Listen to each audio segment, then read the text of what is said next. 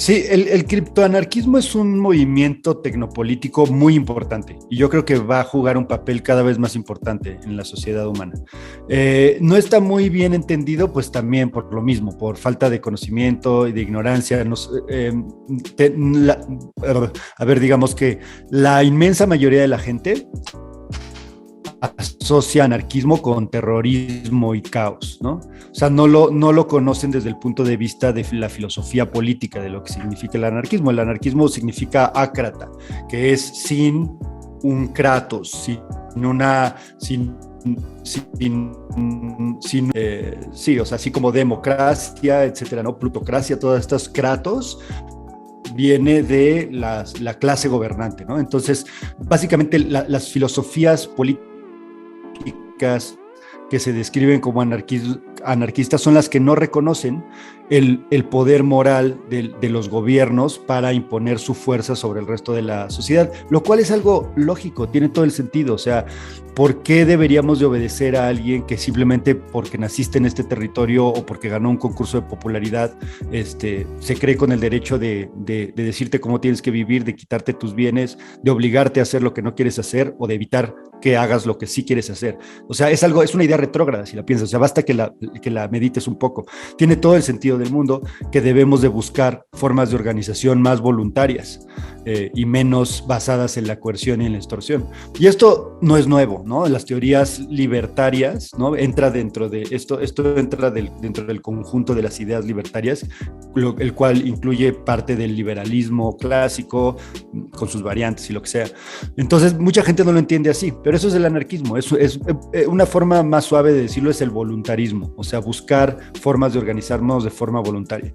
Pero esto cobra mucha fuerza a partir de los principios de la segunda mitad del siglo XX, porque empiezan a cobrar fuerza algunas filosofías económicas basadas en libre mercado y por lo tanto rechazan y se enfrentan de manera directa a los controles fácticos, ¿no? Sobre todo el gobierno. Los gobiernos en todo el mundo empiezan a ganar mucho poder, mucha atracción y controlan la economía y por lo tanto hay mucha gente que está generando resistencia.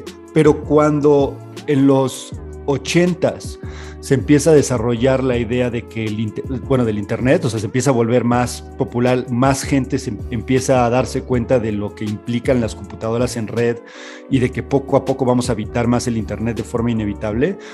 Mucha gente se da cuenta de lo que yo decía hace un momento, o sea, de que los administradores van a tener un poder absoluto, que debemos de luchar contra eso. O sea, no debemos de permitir llegar a una situación en la que los administradores controlan absolutamente todo. ¿Qué es lo que está pasando inevitablemente? O sea, si te das cuenta, si subimos este video a YouTube y hay alguna palabra que no les parece, ellos no sienten la obligación de darte ninguna explicación, simplemente lo bajan o lo demonetizan.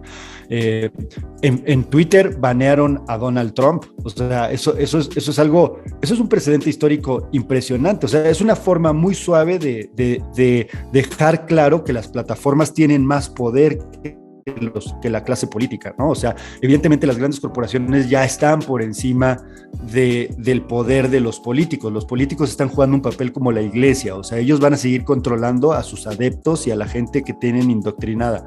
Pero las plataformas que controlan el internet son más fuertes que ellos. Y esto se dieron cuenta desde los 80s con los trabajos pioneros de David Chaum, en el que él describe claramente, tenemos que hacer plataformas y sistemas de comunicación que hagan al Big Brother obsoleto, ¿no? O sea, el Big Brother, refiriéndose al libro famoso de George Orwell de 1984, en el que describe una sociedad que está totalmente controlada por el Estado.